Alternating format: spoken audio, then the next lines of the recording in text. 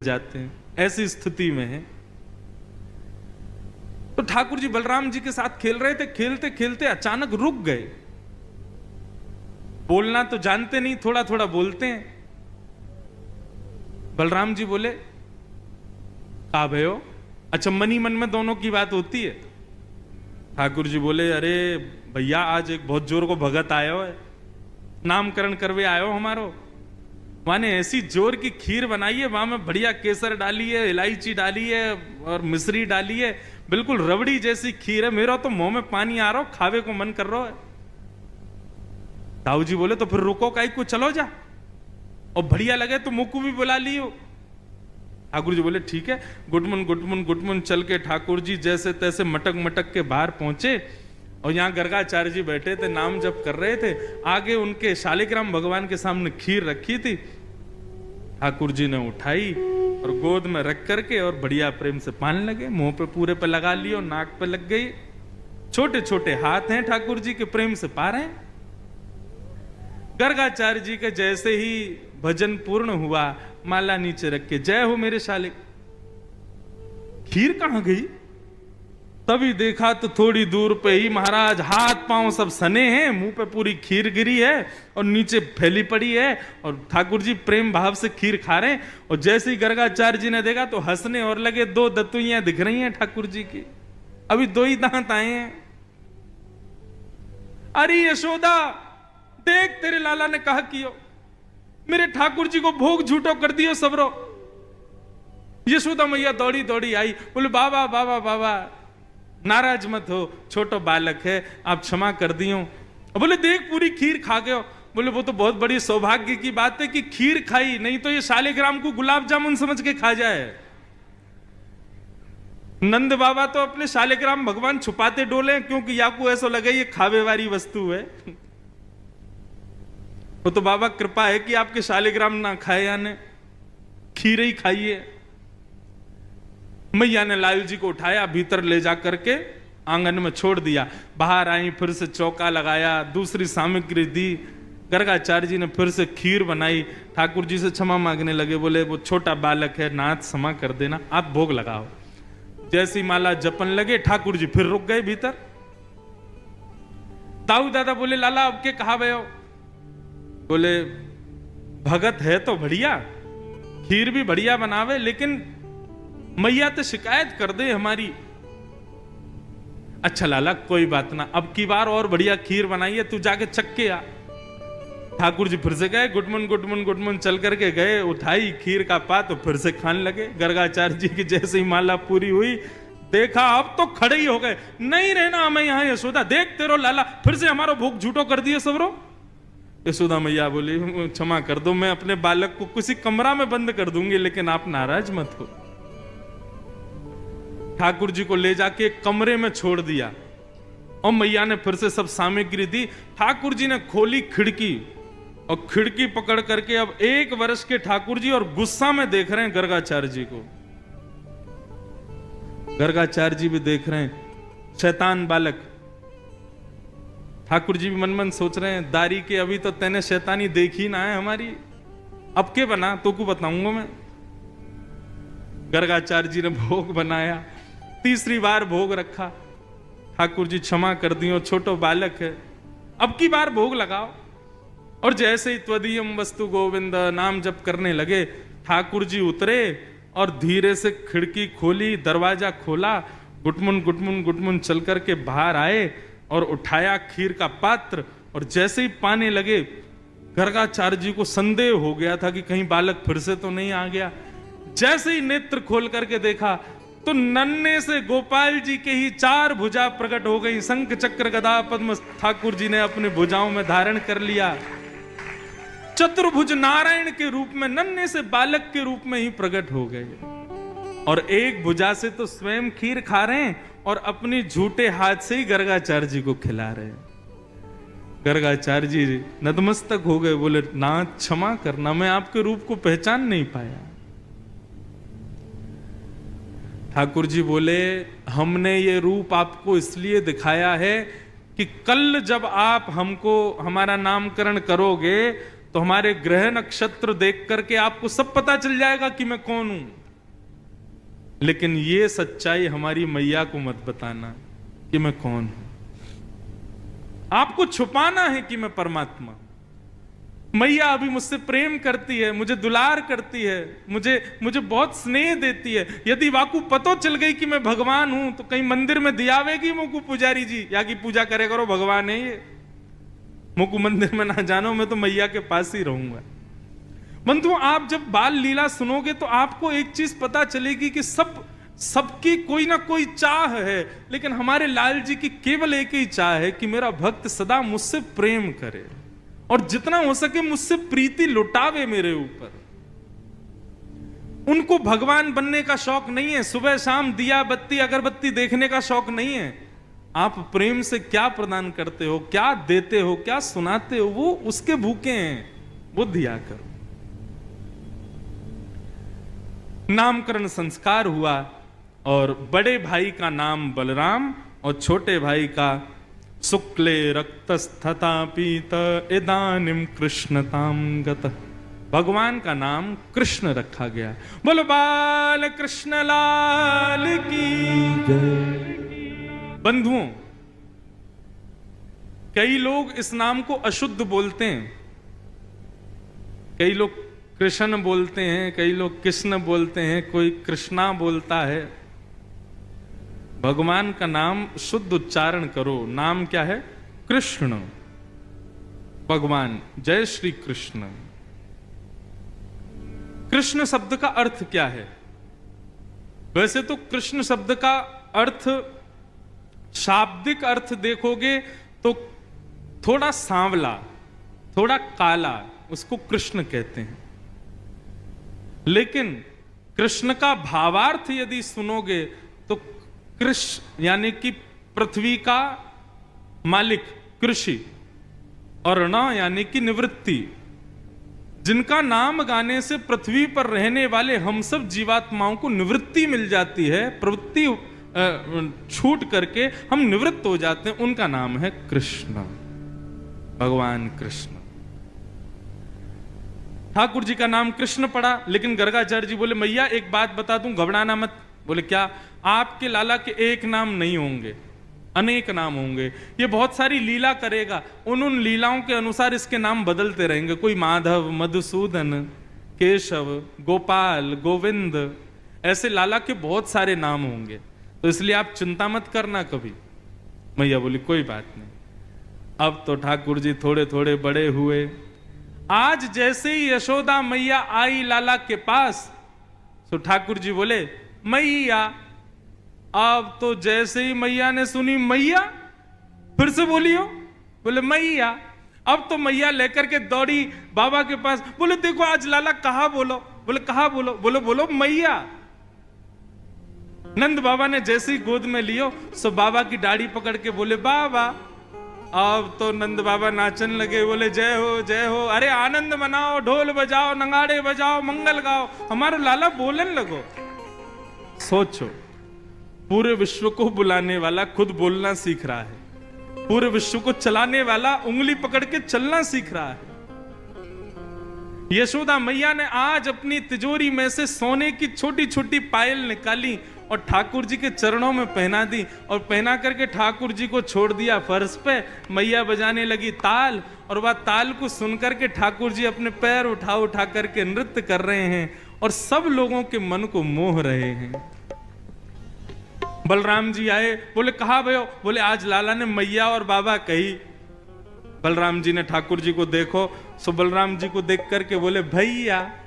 ओ, अब तो बलराम जी भी नाचने लगे, पूरा ब्रजमंडल नाच रहा है। सूरदास जी वर्णन कर रहे हैं, कहने लागे मोहन मैया मैया, कहने लागे मोहन मैया मैया, कहने लागे मोहन मैया मैया, कहने लागे मोहन मैया मैया। पितानंद सो बाबा रे बाबा, पितानंद सो बाबा रे बाबा, पितानंद सो बाबा रे बाबा, पितानंद सो बाबा रे बाबा, और हलधर सो भैया, और हलधर सो भैया,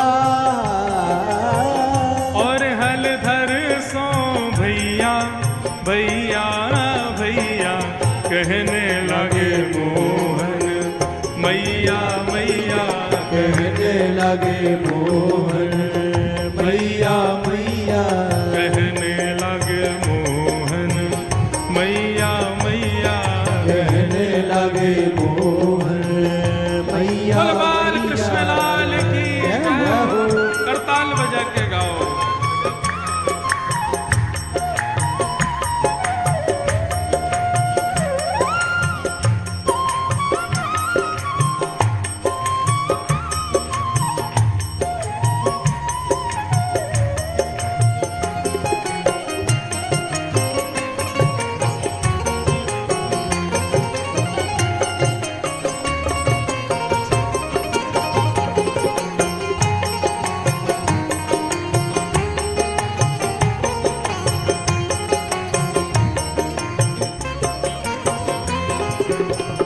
दूर खिलन जन जाओ लाल रे, दूर खिलन जन जाओ लाल रे, दूर खिलन मत जाओ लाल रे, दूर खिलन मत जाओ लाल रे, मारेगी काहू की गैया, मारेगी काहू की गैया, मारेगी काहू की गैया, गैया गैया कहने लगे मोहन मैया मैया, कहने लगे मोहन मैया मैया, कहने लगे मोहन मैया मैया, कहने लगे मोहन मैया मैया, गोपी ग्वाल सब करत कुतूहल, गोपी ग्वाल सब करत कुतूहल, गोपी स्वाल सब करत कुतूहल, गोपी ग्वाल सब करत कुतूहल, घर घर बजत बधैया, घर घर बजत बधैया, घर घर बजत बधैया, बधैया बधैया कहने लगे मोहन मैया मैया, कहने लगे मोहन मैया मैया, कहने लगे मोहन मैया मैया, कहने लगे मोहन मैया मैया, सूरदास प्रभु तुमरे दर्श को, सूरदास प्रभु तुम्हारे दर्श में, सूरदास प्रभु तुमरे दर्श को, सूरदास प्रभु तुम्हारे दर्श में, हाँ चरणन की बलि जैया, चरणन की बल जैया, चरणन की बल जैया, जैया जैया कहने लगे मोहन मैया मैया, कहने लगे मोहन मैया मैया, कहने लगे मोहन मैया मैया, कहने लगे मोहन मैया मैया, कहने लगे मोहन मैया मैया, कहने लगे मोहन मैया मैया। सूरदास जी वर्णन करते हैं मणिखंबणि प्रतिबिंब बिलोकत, इतना सुंदर भाव है। नंद भवन में जो खंबे लगे हैं ना, उन खंबों में मणियां लगी हैं, और वो मणियां ऐसी हैं कि उन मणियों में प्रतिबिंब दिखाई देता है, मतलब जिस शीशे की तरह आप अपने आप को देख सकते हो। तो क्या होता है, बोले मणि में जब ठाकुर जी अपने आप को देखते हैं तो अपने आप को देख करके ठाकुर जी नाचने लग जाते हैं, कमर पे हाथ रखते हैं, सिर पे हाथ धरते हैं, फिर मटक मटक के नाचते हैं खुद को देख देख करके। सूरदास जी कहते हैं इस रूप को देख करके गोपी ग्वाल बल जइया, सब गोपी ग्वाल आ करके लाला की बलैया लेती हैं। ऐसी मधुर लीला है। अब आज की कथा जो है ना, अब ज्ञान वैराग्य तो सब गए कल, अब आज तो प्रेम ही प्रेम है, गाते ही रहो बस। एक के बाद एक ठाकुर जी की मधुर मधुर लीला है, और लीलाओं को गाया ही जाता है। बताएं क्या, सुनाएं क्या। ठाकुर जी अब मैया बाबा भैया सब बोलने लगे। अब ठाकुर जी की आयु हो गई कितनी, 3.5 वर्ष की। कितने हो गए ठाकुर जी? और जैसे ही ठाकुर जी 3.5 वर्ष के भये हैं, भगवान ने अपने अंग प्रत्यंगों में स्प्रिंग एक्टिवेट कर ली। अब तो इतना ऊधम मचाते हैं, इतना ऊधम मचाते हैं, जो महाराज किसी के वश में ही नहीं रहते। ठाकुर जी के ऊधमों का वर्णन सुखदेव जी एक श्लोक में नहीं करते, एक श्लोक के एक पद में करते हैं बस, और उसी से ही अनुमान लगा लो ठाकुर जी ऊधम कितना करते होंगे। जो बालक बच्चे बहुत ऊधम मचाते हैं, ऐसे माता पिता बेचारे बड़े परेशान रहते हैं, क्या करें हमारे घर में तो बंदर आ गया है। यूं मत कहा करो बंदर आए, यूं कह दो गोपाल जी आ गए हैं। और एक बात कहूं, ठाकुर जी के ऊधम सुनने के बाद आप ये कह दोगे कि हाँ भैया हमारे बालक तो इनसे बढ़िया हैं, इतना ऊधम तो नहीं मचाते। आहा क्या वर्णन कर रहे हैं।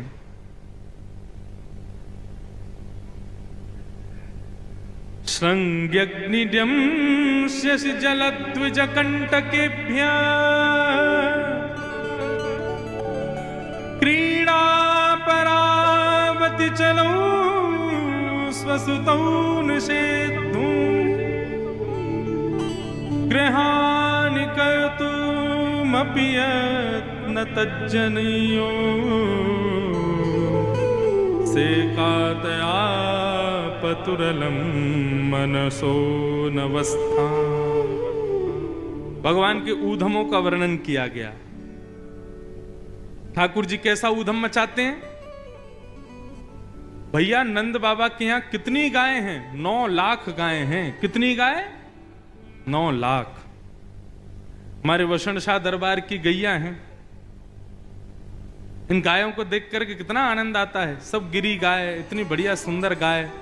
ऐसे ही बड़े बड़े विशाल मुख वाली और बड़े बड़े सींग वाली 9 लाख गायें थी नंद बाबा के पास। तो क्या होता था, रोज कितना दूध निकलता था, ये विचार करो।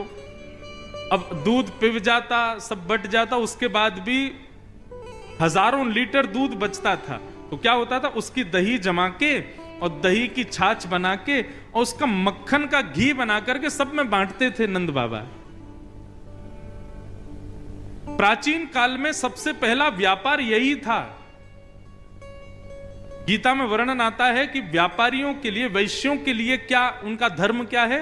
बोले गौ सेवा करना और व्यापार करना, घी निकाल करके उसका विक्रय करना। सबसे पहला व्यापार पृथ्वी का यही था। गायों की सेवा करो और घी बना करके घर घर पहुंचाओ। नंद बाबा का भी यही व्यापार था। लेकिन उसके बावजूद भी 9 लाख गायों का घी कोई कम होगा? ऐसा कहते हैं कि नंद भवन में कुएं थे घी के, कोई कमी नहीं थी। नंद बाबा क्या करते थे, कभी कभी कुछ घी निकाल करके और 9 लाख गायों के सींग में उसकी मालिश करते थे। तो दूर से ही नंद बाबा की गायों के सींग ऐसे चमकते थे मानो जैसे चांदी या स्वर्ण चमक रहा हो। एक दिन एक गैया बैठी थी, सोई लाल जी पहुंच गए गौशाला में, और गौशाला में पहुंच करके ठाकुर जी ने एक सींग पकड़ लिया उसका, दूसरा सींग बलराम जी ने पकड़ लिया, और दोनों लगे गैया के सींगों को ऊपर नीचे करने। तो गैया थोड़ी देर तक तो कुछ नहीं बोली। थोड़ी देर बाद जब ज्यादा जोर से करने लगे तो गैया परेशान हो गई, और जैसे ही गैया परेशान हुई तो गैया खड़ी हो गई। अब गैया खड़ी भई और दोनों भैया वहां पे लटक गए। मैया बचाइयो, बाबा बचाइयो, देख गैया हमें मार रही है।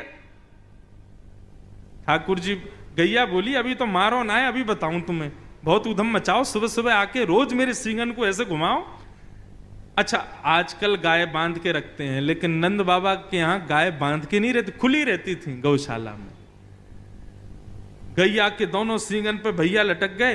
गैया दौड़ी सीधी जहां गोबरों का ढेर था और वहां जाकर के जोर से झटका मारा, सींगों में लगे थे घी, दोनों भैयाओं के हाथ फिसल गए और दोनों जाके गिरे गोबर में। यशोदा मैया आई तो गले गले तक गोबर में बैठे थे ठाकुर जी। मैया बोली कितनों नवाए ले हो, कितनों सजाए ले हो, कितनों भी सुंदर बनाए लो, आके या गोबर में ही खेले। लाला मुझको तो ऐसा लगे तू पूर्व जन्म में सूकर दिखे। बलराम जी बोले हाँ मैया सही कह रही है, ये पूर्व जन्म में सूकर ही हो, बरा बन के आयो। ये श्रृंगी अग्नि मैया चूल्हे पे भोजन बनाती है, सोई बलराम जी से लड़ाई कर लेते हैं ठाकुर जी, और बलराम जी को मारने के लिए कोई और साधन नहीं मिलता तो चूल्हे की जलती हुई लकड़ी लेके भागते हैं पीछे, और फिर एक दूसरे जल जाते हैं। मैया बेचारे दोनों को संभालती रहती है। श्रृंगी अग्नि, अब आया तीसरा ड्यमष्टि। ठाकुर जी क्या करते हैं, कृष्ण बलराम दोनों में शर्त लगती है। बोले क्या शर्त सुनो, आज माखन पहले कौन खाएगा? बोले ऐसे नहीं भाई, तुम बड़े भैया हो, तुम पहले खाओगे, ये वाला काम नहीं चलता है। कोई खेल खेलो, उसमें जो जीतेगा वो पहले माखन खाएगा। बलराम जी बोले लाला तू ही बता का खेल खेलें? बोले काम करें, अभी मैं 1 2 3 गिनूंगा, 3 गिनते ही दोनों भागेंगे और बाहर गली में जो जानवर मिल जाएगा वाह पकड़ के वाह के मुंह खोल के वाह के दांत गिनेंगे, जाके बट में ज्यादा दांत आ गए वो जीत गो। ये कोई खेल है? ड्यमष्टि 1 2 3 बोलते ही दोनों भागते हैं चौकड़ी मार करके। अब गली में कुकर आ जाए, सूकर आ जाए, बंदर आ जाए, जो आ जाए उसकी शामत नहीं। ठाकुर जी जामे पकड़ करके और मुंह खोलें, 1 2 3 4 5 6 7 कितने दांत हैं आके। और अगर बलराम जी के ज्यादा दांत निकल आते हैं तो ठाकुर जी तिरछी नजर से उसी जानवर को देखते हैं, कल के आके दिखाइयो हमारे मोहल्ला में तू, तेने हरा दियो में। ड्यमष्टि श्रृंगी अग्नि ड्यमष्टि जल। हमारे बालक हैं इतने उद्यमी, अभी तो 3 ही बाबू हैं, अभी तो 3 4 और बच्चे हैं। जल में कूद जाते हैं और कूदने के बाद ऐसा नाटक कर रहे हैं जैसे डूब रहे हो। मैया बचाइयो, देख तेरो लाला डूब रहा। अरे मैया जल्दी आ, तेरो लाला डूब जाएगा। मैया अरे मेरो लाला, मेरो लाला। जैसे पकड़ के लाला को खींचती हैं, सोई ठाकुर जी मैया को भी खींच लेते हैं। बोले आ गए आनंद, मैया भी डूब गई। ऐसो उधम मचा में श्रृंगी अग्नि ड्यमष्टि जल। और फिर आया द्विज ब्राह्मण। ठाकुर जी ब्राह्मणों के साथ आनंद करते हैं। कैसे आनंद करते हैं? नंद बाबा रोज अग्निहोत्र करते हैं, हवन। एक दिन ठाकुर जी ने नंद बाबा से पूछा, बाबा ये तुम रोज रोज स्वाहा स्वाहा काई को करो? अब छोटे बालक को बड़े लोग क्या करते हैं, ऐसे ही कोई सहज बात बता करके टाल देते हैं। होता है ना हमारे घरों में भी, बच्चे पूछते हैं मम्मी काय की पूजा हो रही है, तो फिर हम ऐसे ही बोल देते हैं, ऐसे कुछ भी बना के बात समझाते हैं। अब छोटा बालक है उसको क्या समझाएं? तो नंद बाबा ने ठाकुर जी को बोला, वो लाला ये अग्निहोत्र है, या करवे से जो मन में इच्छा होवे सब पूरी है जाए। ठाकुर जी बोले जो चाहेंगे सब पूरी है जाए? बोले हाँ। अच्छा, अब ठाकुर जी ने घर में तो बताया नहीं, अपने ग्वाल बालों के पास गए। ठाकुर जी के ग्वाल बाल कौन है? मधुमंगल श्रीदामा, तन सुखा मन सुखा धन सुखा, ये ठाकुर जी के ग्वाल बाल हैं। और इनके भी अधिपति प्रेसिडेंट हैं 3.5 वर्ष के ठाकुर जी, जिसमें तन सुखा मन सुखा की उम्र तो 11-12 साल की है। वो भी ठाकुर जी को आके प्रणाम करते हैं। सारे ग्वाल बालों को ठाकुर जी ने बुलाया और बुला करके बोले भैया आज से हवन शुरू करना है। मधुमंगल श्रीदामा बोले क्यों? बोले पिताजी बता रहे कि हवन करवे थे, रोज हवन करवे थे, मन की इच्छा पूरी है जाए। हाँ तो लाला, तो फिर का इच्छा के लिए करेंगे हम हवन?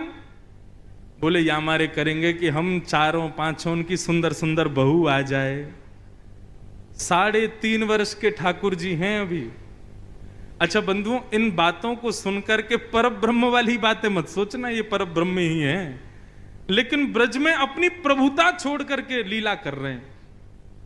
सारे ग्वाल बाल चारों तरफ बैठ गए और बीच में ऐसे ही हवन सामग्री, सूखे पत्तों का चूरा एक दूसरे में बांट दिया, सूखे पत्तों में अग्नि लगा करके, और आचार्य बन के ठाकुर जी बैठ गए और चूरे दे दिए सबको सूखे पत्तों के। अब बोले जैसे ही मैं कहूं स्वाहा, सोई डाल दियो। और देख मधुमंगल श्रीदामा, तन सुखा मन सुखा धन सुखा, यदि मैंने कही स्वाहा और तुमने नेक भी विलंब कियो तो फिर मोते मत कहियो यदि काणी बहू आ जाए तो, मोते मत कहियो लूली बहू आ जाए तो, जैसे ही कहूं स्वाहा तुरंत डालनो है। ढाला बोले तू बस बोल, हम अभी डालें। तो ठाकुर जी कैसे खेलते हैं, ओम नमो स्वाहा, स्वाहा बोलते सब डालते हैं। अब कभी कभी ठाकुर जी करते हैं ओम नमो स्वाहा नहीं बोलते, इतने में देख अब तेरी कहानी आवेगी, तेने डाल दियो। ऐसा आनंद करते अपने ग्वाल बालों के संग। अच्छा, हवन आज पूरा हो गया। हवन की पूर्णाहुति पे मधुमंगल ने ज्ञान दिया, लाला ऐसे हवन पूरे ना हुए करें तो कैसे हो? मैं बोले कोई भी यज्ञ की पूर्णता में ब्राह्मणों को भोजन कराना चाहिए, तब ही यज्ञ सफल माना जाता है। बोले हाँ तो चलो आज ब्राह्मणों को न्योता दिया मैं। अब तो महाराज कन्हैया, मधुमंगल, श्रीदामा, तनसुखा, मनसुखा, धनसुखा और भी 2-4 और थे सखा ठाकुर जी के, सुबल, सब नाचते कूदते गाते हुए सब पहुंच गए ब्राह्मणों के घर। और ब्राह्मणों के घर जाके कहें आज हमारे घर यज्ञ हुआ है, आपको भोजन पाने आना है। पूरे गोकुल के ब्राह्मणों को निमंत्रण दिया है। अब स्थिति ये कि महाराज जब नंद भवन से निमंत्रण आता है ना, उस दिन ब्राह्मण सुबह से भूखे रहते हैं और नमक का पानी और पीते हैं ताकि भूख और तेज लगे। क्यों? बोले आज तो नंद भवन जाना है, 56 भोग मिलेंगे खाने को। और नंदरानी यशोदा और बाबा इतने प्रेम से खिलावे, खूब मना करें बस बस बस है गयो, फिर भी 2-4 पूड़ी तो जबरदस्ती खवाई दें। तो हमारे भैया सवेरे से ही भोजन त्याग दो और नमक को पानी लगे पीने में। सब ब्राह्मणों को जोर की भूख लगी। शाम का समय हुआ, बढ़िया वस्त्र आदि पहन करके, चंदन आदि लगा करके सारे ब्राह्मण पहुंच गए नंद भवन। अटारी पर बैठी थी यशोदा मैया।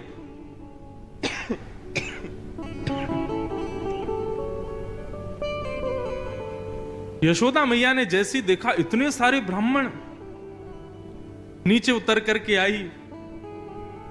आज इतने ब्राह्मणों का आगमन मेरे द्वार पे, सबको प्रणाम वंदन। ब्राह्मण बोले मैया प्रणाम प्रणाम बाद में करियो, तू तो पहले कछु खवा, बहुत जोर की भूख लगी है।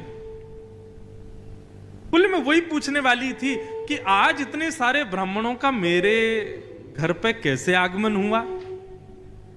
अब एक तो किसी को आपने निमंत्रण दे दिया भोजन का, अगला आदमी बेचारा भोजन छोड़ के आया, सुबह से नमक का पानी पी के आपके घर आया और आप उससे पूछ रहे हो बताओ कैसे आना हुआ आपका? ब्राह्मण बोले मैया ये मत पूछो, ऐसा मत कहना कि आपको नहीं पता हम क्यों आए हैं। मैया बोली मुझे सांची में नहीं पता, बताओ तो आप लोग क्यों आए हो? बोले अरे ये तो नंद को लाला खेल गए हो हमारे संग।